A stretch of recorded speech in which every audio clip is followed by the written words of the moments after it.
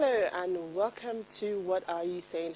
#Ways, where we talk about topics in the news as it affects us all. My name is Uti Elu, and today I'm on set with the delectable Diola, aka Chinyere.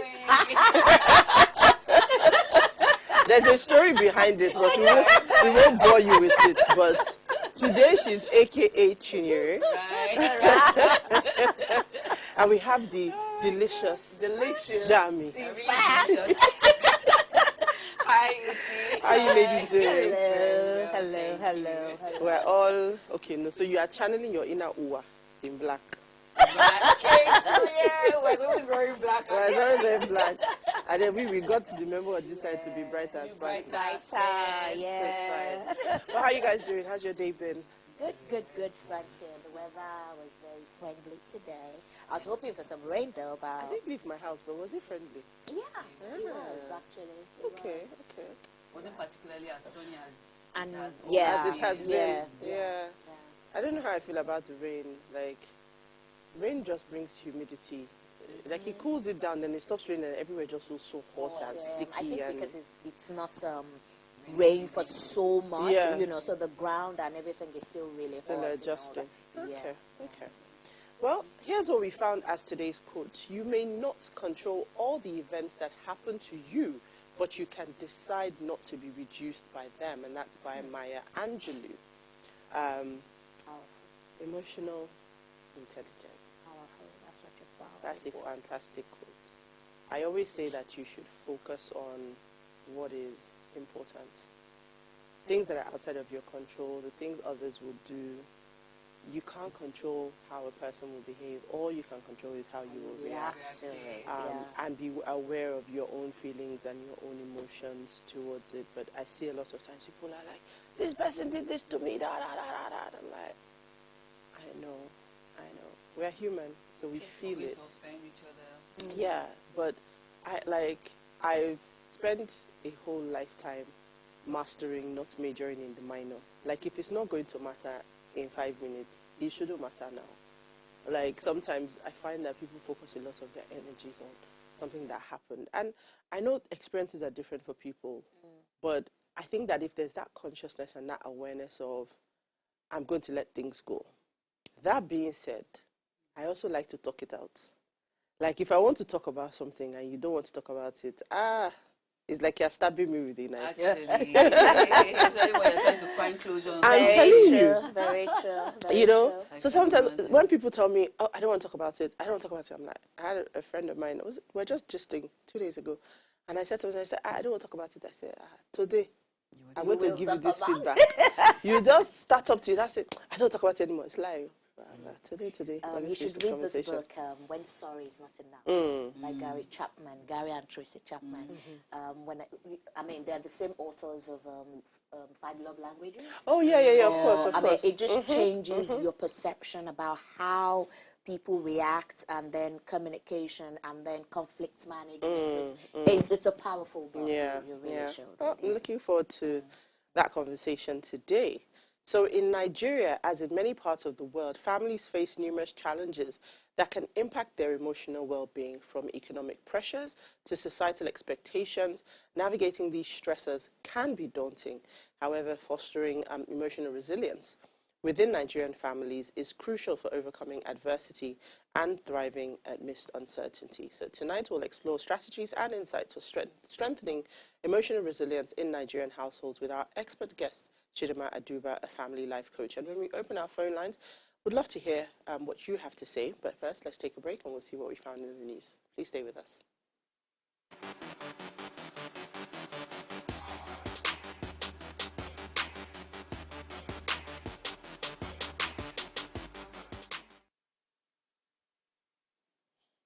You're still watching Ways. World Red Cross and Red Crescent Day is observed annually on May 8th. It commemorates the birthday of Henry Dunant, the founder of the International Committee of the Red Cross and the recipient of the first Nobel Peace Prize. The day serves as an opportunity to recognize and appreciate the incredible humanitarian work carried out by the Red Cross and Red Crescent societies around the world. These organizations provide vital assistance during emergencies, disasters, conflicts, and other crises, offering aid to those in need of, regardless of nationality, race, religion, or political affiliation. World Red Cross and Red Crescent Day also aims to raise awareness about the importance of humanitarian efforts and encourages people to support and volunteer for these organizations. All my life, I've known about the Red Cross. Would you believe that I only heard about Red Crescent in this current Israel-Gaza conflict? I'd never heard of Red Crescent. Yeah. But I mean, the minute I heard it, it made sense, right?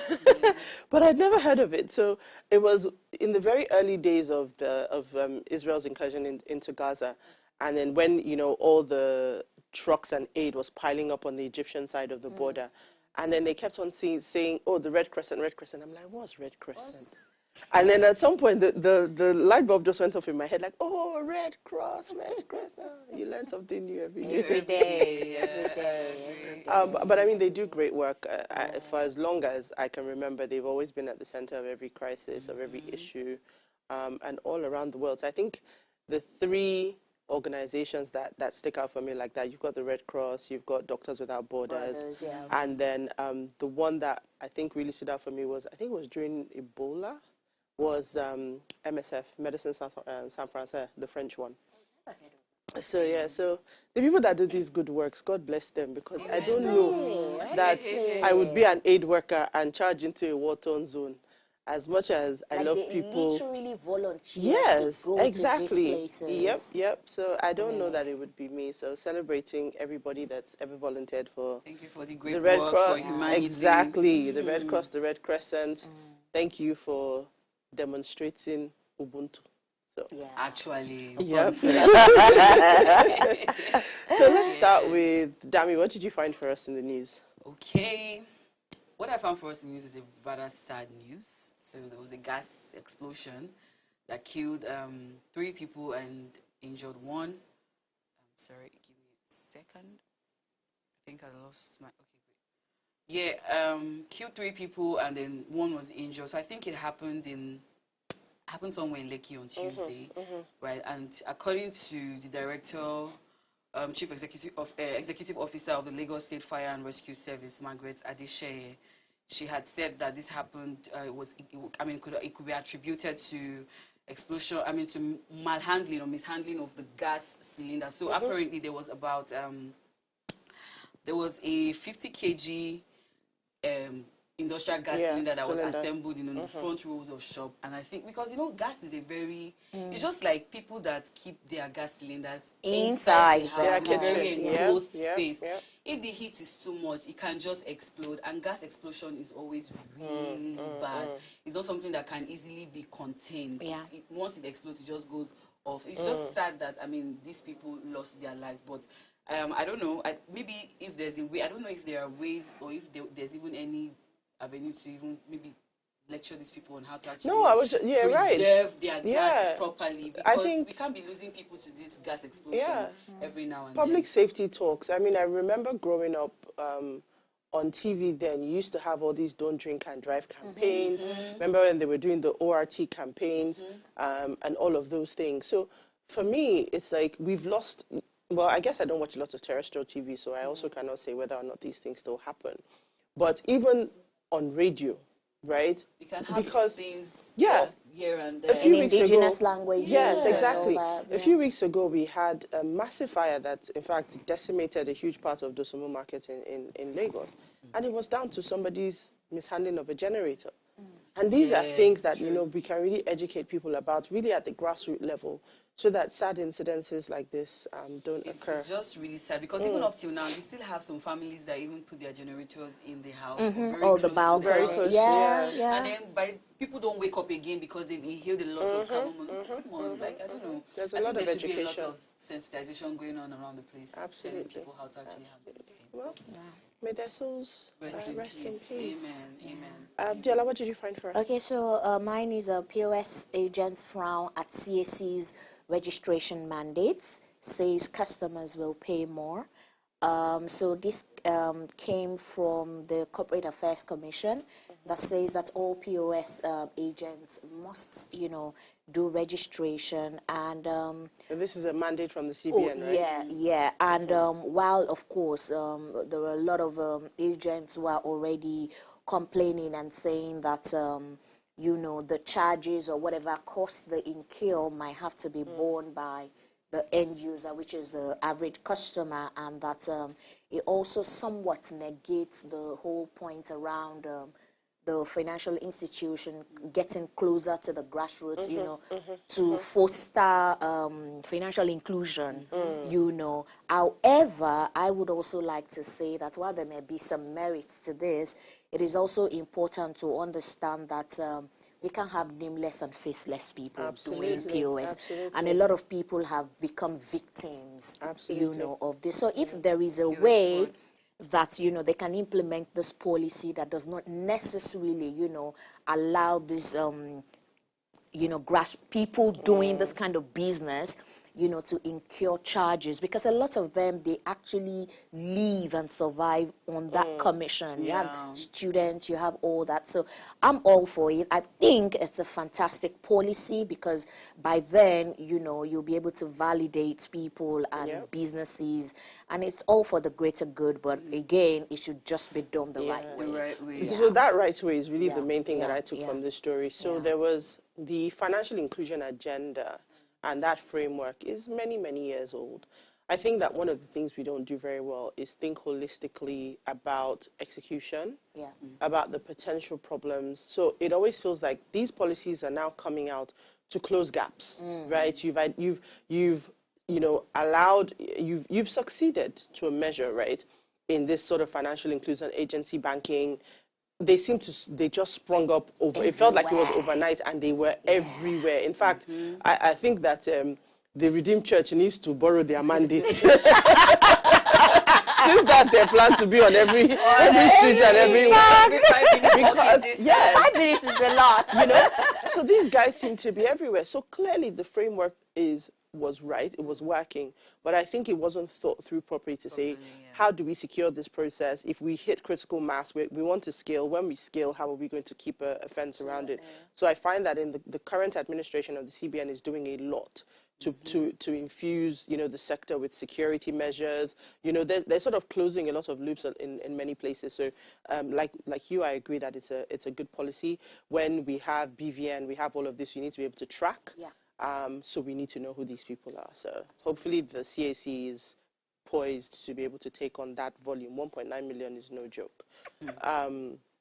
So my story, very quickly, this caught my attention because of what we were talking about yesterday with demolitions and, and that. So it says, Lekki corridor meant for farming, not housing, says Lagos government. That's a huge one. Again, comes back to, the thought process. So you see, the Lagos State government yesterday revealed that many who acquired agricultural lands in the state often used them for real estate purposes, saying the entire Lekki corridor was zoned for agriculture but was taken over by housing development. And you allowed it to happen? Exactly.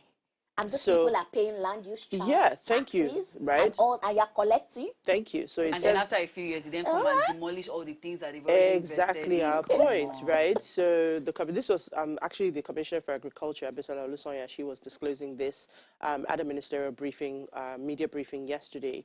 And she says that the food market is worth 5 billion in daily transactions and 5 trillion yearly. That's the Lagos food market, right? And she says that the government is committed to ensuring that the land for agriculture is used for intended purpose. Well, there needs to be a lot more collaboration between herself and the lands registry, because things are happening and houses are being built, and then when it comes time for demolition, then it becomes a problem. So she says that there is what is it called now?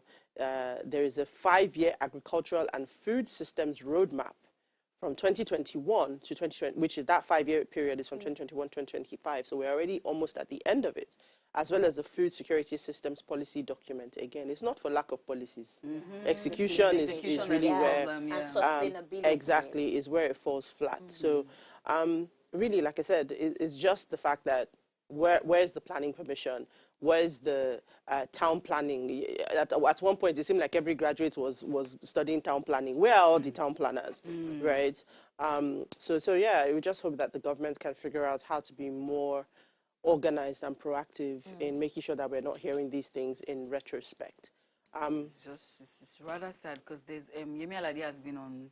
She's been She's ranting been all over ranting social about it. It media. doesn't make Yeah, sense because yeah. how have people, acquired land several years back and have built something, and then you just come and say you want to demolish it because Absolutely. it's so It is sad. quite sad, but Yes. yeah, we hope the government gets it right Amen. eventually. So Amen. we'll take a quick break now, and when we come back, we'll dive into today's conversation. Please stay with us.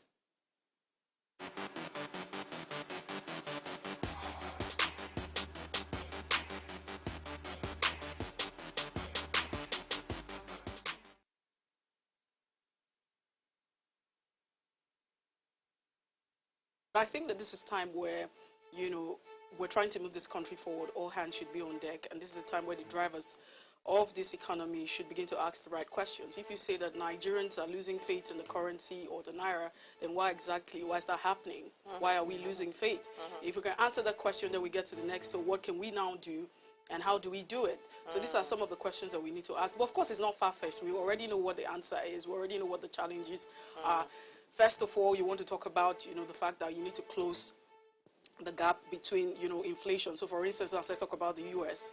inflation rate is at 3.5, if I'm not mistaken, for 2024. If we and had you're those looking kind at of Nigeria, numbers, we'd be 3 like, point, come on. And we're talking about 33 point something at this point in time. So, but it's already been established that if you have this, two countries, one that has, a higher inflation rate, the value of the naira or the value of their currency would always drop. Efficiency in terms of electricity distribution. People should be able to see this power being generated. When you see that power is generated, you won't really complain in payment. However, the hike in price was quite sudden.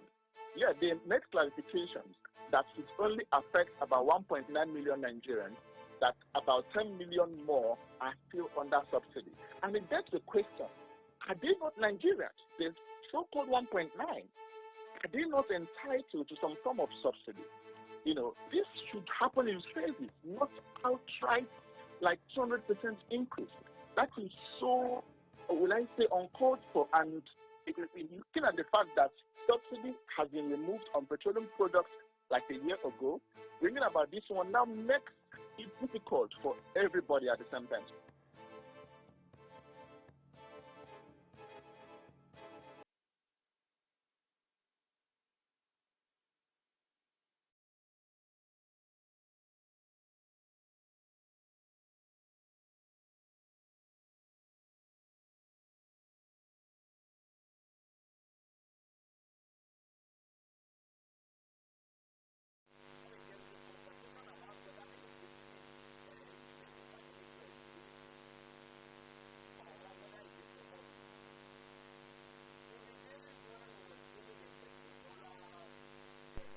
It is, and things like that. You could think along that line, but not today again. Electricity is a commodity. It has to be sold. So when we get more money from it, we can then develop the power sector to the point where customers will be the ones to say, no, this is the hours of electricity that I want, because that's what I can afford. So if it is night time alone, you can enjoy electricity, all well and good. I mean, most of us travel out of this country and we know that people don't play with their utilities. They pay for it. In Nigeria, we play with our utilities. We not only play with our utilities, we even vandalize. And we want a stable power sector. Where is that done?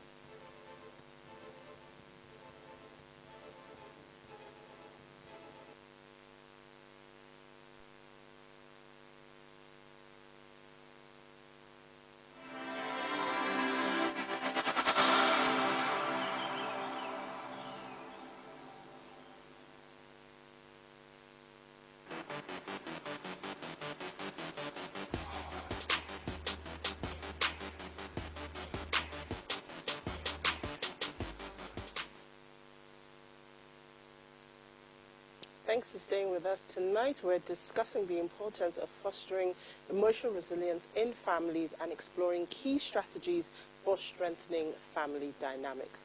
Now let's delve deeper into this topic by inviting a family life coach to share her expertise and answer some pressing questions. Our guest today is Mrs. Chidima Aduba. She's a dedicated educator who owns and runs a successful school, Marv Angel Kids, in Ogba for over a decade. Beyond her professional life, she's also a family life coach, helping others navigate relationships and personal growth. Our topic tonight is fostering emotional resilience in Nigerian families. Please let's hear what you have to say. Remember, you can join the conversation. Send us an SMS or WhatsApp to 08180384663. So, welcome, Chidera. Lovely to have you on the show. Thank you. Thank you very much. Awesome, awesome. When I hear family life coach, I feel like you've seen it all. You've heard it all. And I want to believe that if I just go by some of the things that I read on social media, I feel like there's such a disconnect in what the family structure has become. Yes, and the dynamics. So, you know, there's so many contexts and sides to this topic today. But just even setting the scene, I think that for me, there's been a shift, right? The shift, you know, when we talk about culture, culture changes over time. Yes, please. So the concept that people had of family, because the individuals that make up families have now changed, the concept of family in itself seems to have evolved into something, I don't want to say almost unrecognizable, but I think it's the mindset with which people go into it now. Yeah. So I remember when I first started to notice that shift. So I grew up in the 80s. I grew up in a time very much where dads were dads and moms were moms, right? Yes, dads, you know, there was always the pots with the plenty meats. And dad had, you know, all the money. Dad's no was no. When dad was in the house, you don't even want to slam the door. You're like, the HNIC is around. Everybody take dressing, right? But as I got older, I started to hear things like guys will be asking ladies, so what are you bringing to the table in this relationship? So it seemed like there was a shift in the expectations and the dynamics between men and women in relationships. Now you go as far as seeing stories where a woman says, hey, I don't want to tell my husband how much money I have. I don't know how I feel about my husband because he has married a second wife. I don't know if you saw that on social media. Yes, and she said she was doing well. The second wife was not doing well. So she's just looking at them. When she wants to have a nice meal, she goes out to eat. And I read this and I thought, I'm like, are you married to you? As in, this cannot be healthy. No, right? It's not. So in the face of those kinds of family dynamics, from your expert perspective, how has the family dynamic shifted, and what impact does that now have on the emotions of the members of the family? It's shifted drastically. It's shifted to the extent it's not making sense anymore. And the funny thing is everybody is buying it happily. And no one is considering what will it be like in the next 10 years with what I'm selling to these children, because we're selling it to them. We sell to kids whether we like it or not. We sell to them with our attitude, with the way we behave, with everything we do, with what we say, with the way we relate with people. We sell to kids. So nobody cares about what we're selling to these kids. It looks like our generation, this generation now of parents, don't care about what these children are going to be later. Because I remember growing up, my parents were worried about what you're going to be when I'm not here anymore. What will you be? Who will you be? I remember we always say my parents will be proud of me where they are right now. This generation, do they actually ask themselves, will I be proud of this thing I am doing? I see a very self-centered generation of parents right now. Because I see parents who don't, you know, I agree to self-care. I agree to the fact that you can't give what you don't have. I agree that if you don't have peace, you can't give peace. If you don't have love, you don't have love. But whereby you decide that you don't want love by yourself, not realizing that for the fact that you are deciding you don't want love, your children will not have love. Because that's not what you're selling to them. You tell, growing up, In fact, the fact is, if you say, my child, don't greet anyone, don't greet this person, one day they will not greet you. They will not. So when you look, we look at all those factors, we now know that the parenting style has changed. Even in the past, we had uncles, we had aunties, we had our grandmas, grandpas. So why is everything going into a stint? When you hear family now, all I see is me, my wife or my husband, and our kids.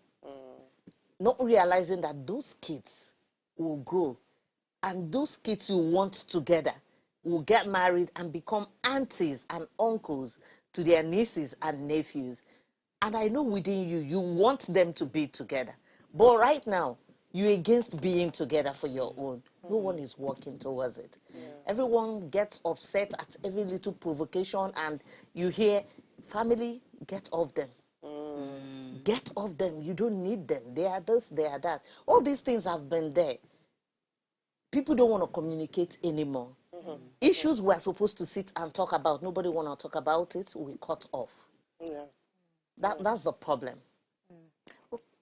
And I also think the finances, the economic situation, I also think it's pretty hard. We're coming there. That was my own question. Okay, so I want to go back to, Otis' question about how, the role, gender role, has affected our perspectives and our outcomes, our actions, all that ecosystem.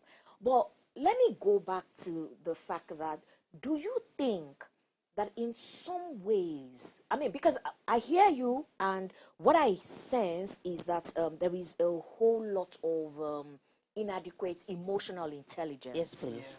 Now, do you think that the people parenting now are deficient in that regard because they probably don't even have this emotional intelligence? Again, we're coming from the backdrop of parents who say, sit down there, just sit down there, don't ask questions. Yeah. They don't care to know how they spoke to you, How you felt about how you it. feel. Nobody's concerned about how you feel. That's how people in the 80s were raised. Yes, please. So it's almost like parenting now, you want to overcompensate, because I hear that a lot. Yes. People say, oh, what I didn't enjoy then, I don't want to, you understand? So they're coming from this place of, well, it's not like I have this emotional intelligence and all that. So I probably can't even really tutor, mentor, or even teach or pass on what I don't have. Yes. Do you think that might be a problem? As Driver. a major driver, as to what is happening now. Okay, I don't think it's a major. Some of the people you think don't have emotional intelligence, they have. I doubt they don't have. But it's a decision they've taken. The media has a lot. The social media has a lot. Peer pressure has a lot. Then want to be who you're not, has a lot. Because those that travel, or those that have not even traveled at all, are the major ones who want to be like those that are there. And those that are there are making every effort to retain the culture, hold what they have. to hold the culture down, to make sure, our roots, we're keeping it while we're here. Here, we are visitors, we're keeping our roots. But those that are here want to be there. In fact, whatever they read or they see on the media becomes who they are. True. Like the Yoruba culture, I am not Yoruba. The Yoruba culture says, as a child, you need to prostrate before you greet. Fine. But you see people who are here, who are already saying, you don't need to bend down. No, you don't need to do that. You don't need to prostrate. Why would you ask my child to prostrate? Meanwhile, this is a culture that has been kept.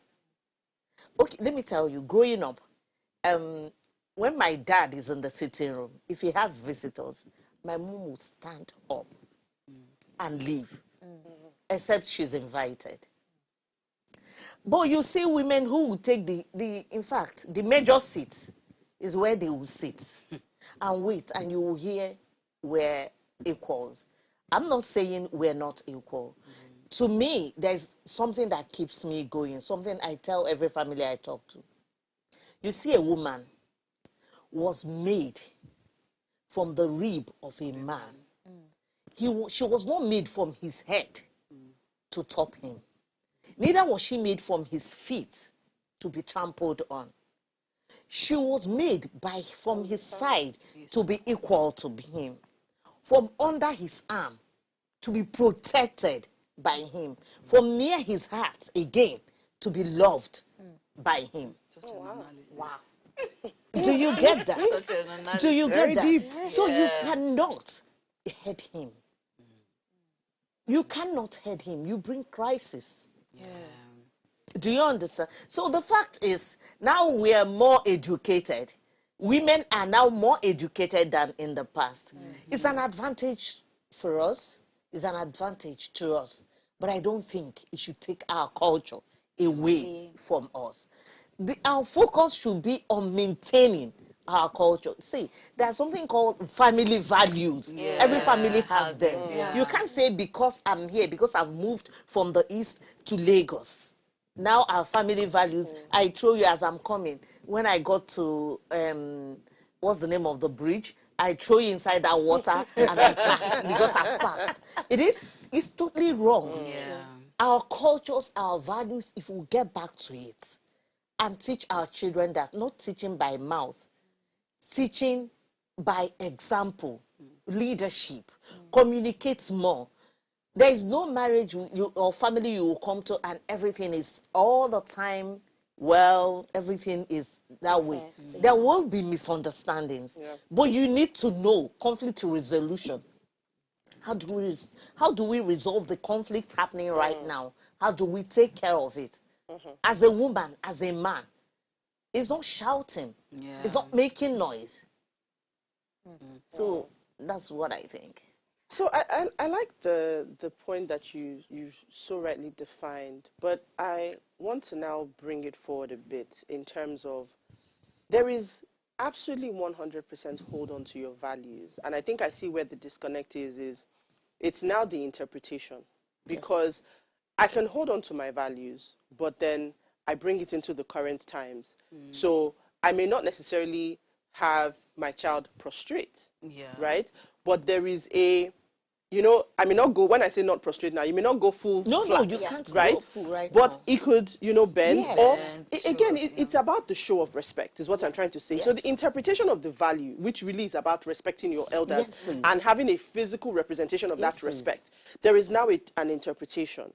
Now, the things that you were talking about, I think that the evolution of culture, people have experienced a lot of things. So young women today, they have heard plenty stories. They have heard horror stories. So they're already at the point of, when is my turn? You will not catch me, right? So do you feel that the way, because you also touched on social media, that the amount of information that is now available extremely easily, in what I would call the olden days, but maybe not so long ago, you were limited to the stories you heard either from friends or maybe from the news. Once a day or twice a day. But now they're bombarded by information. So that brings into play the emotional intelligence, and not just the intelligence now, the resilience, because you are being bombarded from all sides. I mean, that's why mental health is now a mantra, right? So how do we embrace these emotions that we are being overwhelmed by, and how do we build that resilience? Because I think that's the missing link, right? To know how to behave, how to preserve, how not to be impacted by external factors. So how do we build that emotional resilience? For ourselves, in the families, the fact is, number one is you need to know your priorities. You need to set it right. So when an information is coming to you, the first thing is, does it align with my priorities? If it's not aligning, you knock it off. You have to be emotionally intelligent there to know that this one does not align to my own priorities as a family. What we plan as a family, it doesn't align there. And also, I noticed another thing that is bringing problem is people need to have a good work-life balance. Okay. People are a lot stressed Stressed, yeah, I agree. because of work, because of the pursuit for money, and because that's where still the priorities there. Because what you laid as your priorities is asking for so much from you that you forget the family time. But when it's asking from you, at least there is no job where you don't go on a break. So there must be planning. The husband and wife must plan together, not just one person. Every family member, where the kids are grown up a bit, there should be planning. Yeah. They will come together to plan their timings. I personally don't have my kids here, but we still don't miss the family time. If technology has made it available, we're not going to miss it. We're going to take advantage of it. Otherwise, some other people some of us are going to get drained. Because those things are what keep us together. They just keep us together. So no matter the information you have, because of what you're getting from family, because of the love you're getting from your family, you don't find it difficult. It's not that tough to keep. Okay, I think that's a very good point and a very Yeah. good note for us to take a break. So please stay with us. We'll be right back.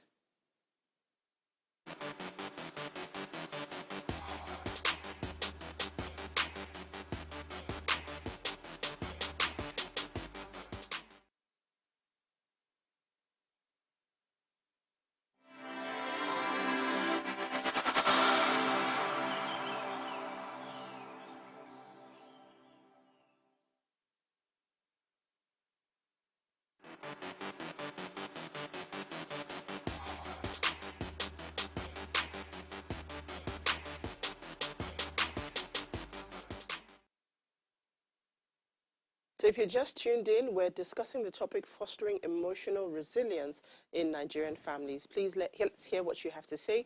Remember, you can send us an SMS or WhatsApp to 0818-038-4663. Our phone line is also now open. You can call us on 0702-500-7749. Please remember to turn down the volume of your TV set so we can have a great conversation. So, Dami, we'll come to you.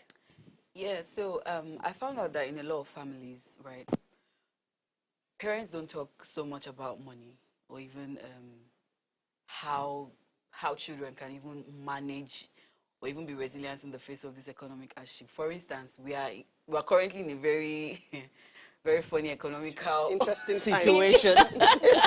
we're in very interesting times right now.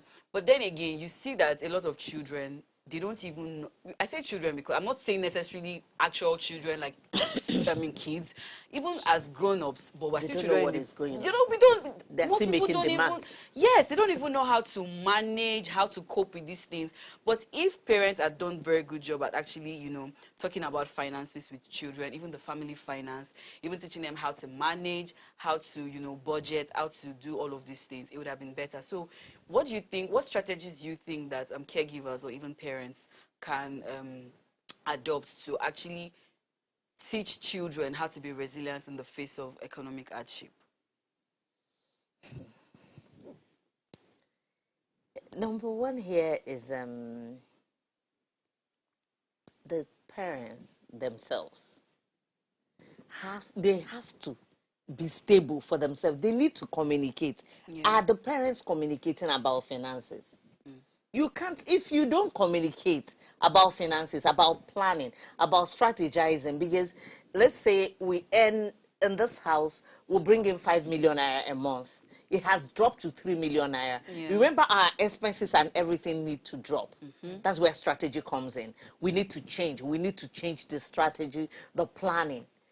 If you and I, as a couple, don't discuss it, because I keep my money, you keep yours. We make demands, we run the home. We don't even know whose pockets is getting dry. But the children will keep asking because they don't even know. They don't even know. But if you're going to sit together with them, because they need to learn flexibility and adaptability. Yes. How to adapt. The thing has changed. We have moved from eating this to eating this. We have removed this from our meal because it's not big care of you. But right now, there is a situation. Everyone needs to adapt. You're not going to tell the children, we cannot take care of you. In fact, we are suffering, we cannot take care of you. That's a bad thing to say. Yeah. You're just messing up with their head. They're going to get confused. You're going to assure them that everything is fine. But daddy or mommy cannot do this at the moment. At this moment, daddy or mommy cannot do this. So what we need to do is we need to remove this. We need to cut down on this. Okay, we're using how many cars? 3 cars. We need to drop one. The fuel is not what we want to do right now. We run our generator 247. Now we have to run within so and so and so and so PACN has come with higher tariff. Yes, the tariff is so high. So we can't run. You can't run the AC in your room for this number of hours. So all of you will stay and discuss it. These kids listen. They understand. They are humans. Even the 5-year-old, 4 years, they will understand you. But whereby you feel they are kids, we don't need to tell them. You don't even discuss with your husband. You don't. Everyone run their own show. Then there is chaos in the home. And you're enjoying your chaos. So also, because sometimes, I think I read something on Twitter some time back, when a woman was saying her child just came back from school and child was wearing a very long face. Why? Apparently there was an excursion in their school and they had to pay a specific amount of money, but then the child, maybe the parents couldn't afford to pay for the child and the child felt bad. So now, don't you think that maybe also communicating family finances to children can also affect maybe their self-esteem, you know, when they're out there in public spaces with their peers? If it's communicated from home, you won't do that. Because as you're telling them from home, you're giving them the reasons. You're also encouraging them. And while nurturing them, they need to know they are unique. Yeah. What works for you does not work for me. They need to know. So you don't, that's why we say we nurture them to go against low self-esteem. You're nurturing them to go against low self-esteem. You don't want them having low self-esteem. Yeah. So you know, because it's not only the excursion. There are so many things others will be having you will not Be able to have. When you get to the university, some drive cars, some cannot. Some can never live in the hostel. In fact, if you go to where they are living in large. Then you know that where I'm coming from, this is our plan. And always let the children know the plan. The long-term plan. The long-term plan is very important. The long-term plan cannot be overemphasized on, because the long-term plan is what, you see, at that point, that's what keeps them down. That's, you see, these people, don't worry. I know what I'm doing. I know where I'm going to, because there's a long-term plan there. So communication is extremely, extremely important. Communication is extremely important. You have to strategically find a way to teach your children this. You must find a way to communicate with them at every point in time. Let them know what is going on. And let me tell you, when children are aware of what is going on, those things don't move them. It only moves them because they believe you made them believe there is money. And now they've come for the money, you've started stories. Because their head, you have to make them know, stay balanced, know that at this point we can't do this. We can do this and we can't do this. Once they get okay with it, all fingers are not equal. In every school, everyone is not equal. Any school you send them, you know, I hear people, I've had this issue where I'm counseling and the man said, I want her to move the school out, move them out of this school. The reason is not because of the fees. The reason is because of the caliber of people in the school. I am not there. And I asked him, do you like what the school is doing? And he said yes. Can you afford the school? And he said yes.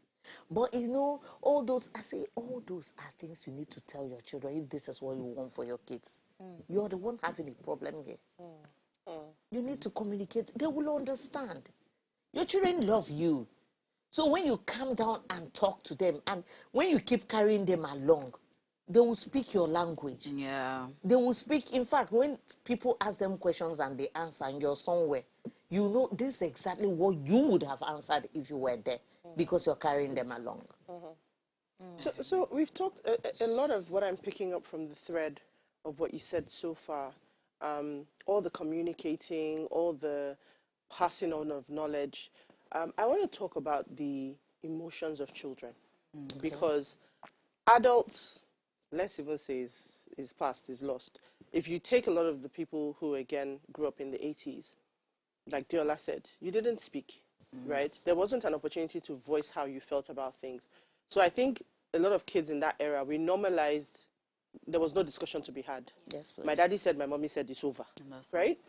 But today's kids, right, that's not how they're being raised. How? Even in schools, Where? the schools When? are encouraging them to speak. Yes, please. They're more vocal, they're smarter. The world is moved on. You know, they're dealing with technology that we couldn't have dreamed of at our, you know, when we were that age.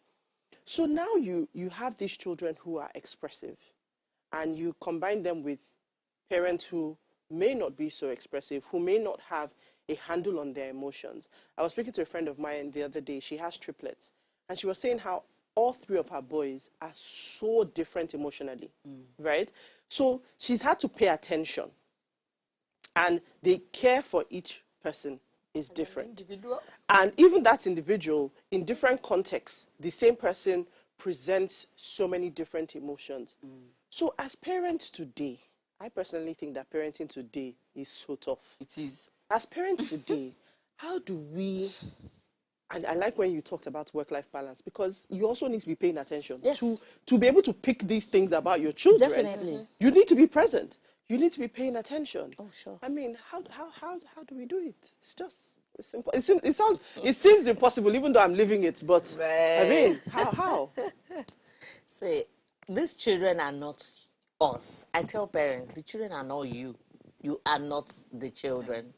So you don't feel what they feel. Find out what they are feeling. Communication is number one, like I will always say.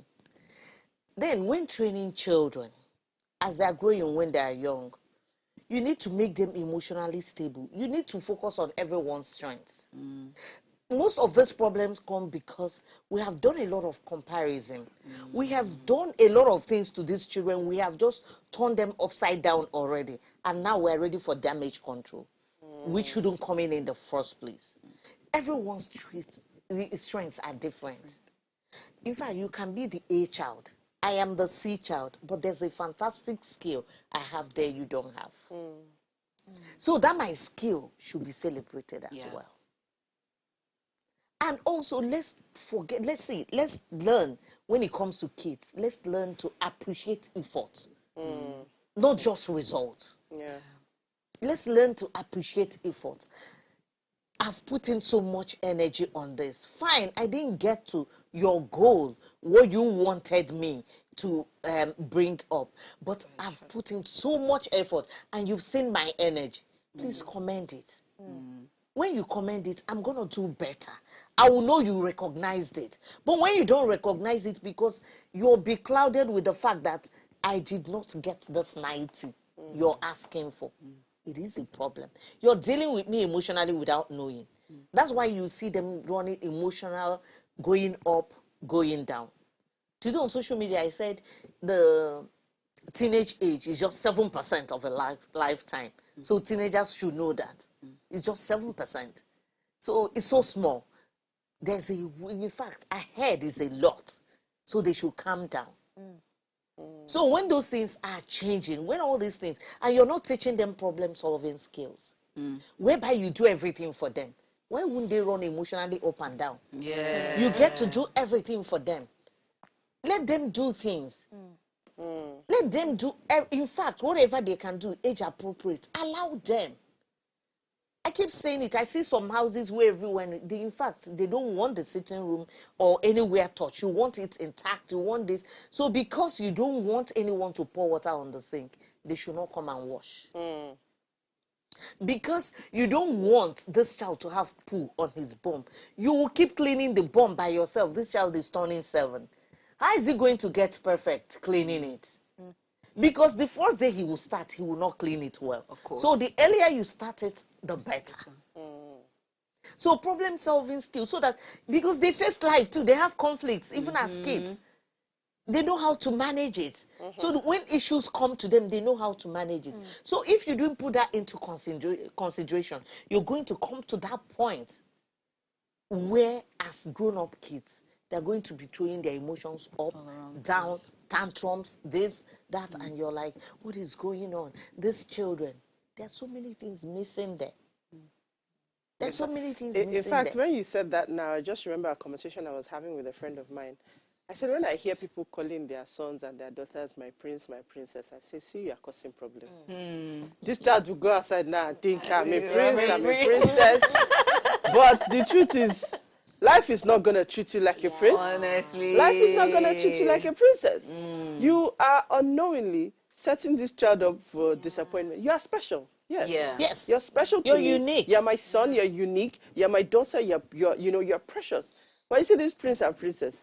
I think It it's has a negative side, overcompensating. yeah. We just want to- Overcompensating, we that's want to the give them issue. everything. Yes. Everything we think we didn't have, we didn't enjoy, we didn't have the privilege, or we just want to do everything. So yes, I mean, you're very right in saying that a lot of kids, if we don't do it right, you know, they just end up being so self-reliant, and that becomes a problem to the parents. Very A huge one. problem. Very huge Very, one. you know, so You're it's going to just- run everything yeah, for them. Yeah.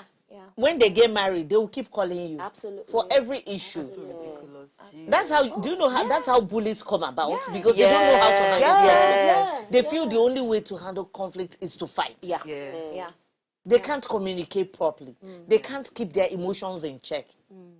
Everyone runs the emotion thing, but you need to learn to keep it in check. You need to know, you need to teach your kids when to take a deep breath. Yeah.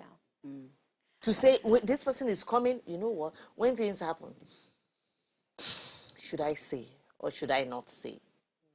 Then affirmations, positive talks about themselves. So that when you see the next person looks at you this way and pass, you don't start feeling bad and running after that person or going home to cry.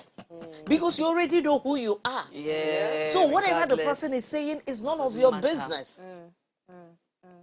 Do you understand? So all these things are things we need to put in place as parents. You don't put them in place when, I keep saying it, when they are 18, when they are 20. Even if you want them to go far in life, you start selling the big dreams to them on time. That's the long-term plan. Yeah. It's called the big dream. In what we do, it's called the big dream. That's the long-term plan. We're going to be this. Okay, what do you want to be? This will lead you to this, will lead you to this. Then you let them understand that you don't have this now and your mates have it. They have it because their parents bought for them. But you're going to have this at this point if you do this. And when they when they go off, you're going to come back to say, this thing you did, is it aligning with that our dream we have? Both of you will have that conversation. Yeah. And the child will say no. And it's not when they do it today. In fact, I was how will I say it? I was part of this. When I come today, I will say the thing you did yesterday until my son confronted me. And also, because these children talk now, have family meetings. I call typical family meetings, not to judge anyone, for people to express themselves. Yeah. If I know I can talk to my dad straight in the face, talk to my mom with so much respect, and they will listen to me, I don't care. When I go out there, it gives me that confidence. So that's it. Wow. I think a lot of parents also need to do better with conflict resolution. Absolutely. Because we have a lot of adults these days that don't know how to resolve conflict. And it's owing to the fact that their parents actually never even knew how to resolve conflict. Because there are a lot of houses where maybe the father is angry with the child, even rightfully so. But then again, the father just gives the child a whole silent treatment and he doesn't even talk to that child for like the whole day until later. And I'm like, so that child will then eventually grow up and also replicate that exact same thing, and that's where the problem begins. So I think that a lot of parents should actually know how to but do you know, if you teach, if you teach children properly, do you know, as you grow, I don't think you're doing everything your parent did.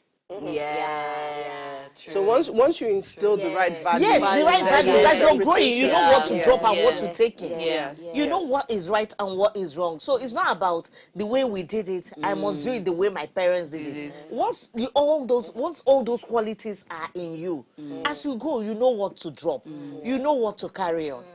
I agree. agree. Do you I understand? agree. Thank you so agree. much, Chidima. It's been fantastic having you on the show. I think you've given so many nuggets, so many tips. Honestly. This is that kind of show that, you You can have watch to, you and can't watch and watch, finish the, yeah. again, and you pick up. But I think that this topic is so large. We Vast. didn't even get to the At all. topic of favoritism and all. So At all. we will definitely love to have you back on the show at some point in the future. But thank you for joining us. Thank you, Dami. Thank you for Diola for doing this with me today.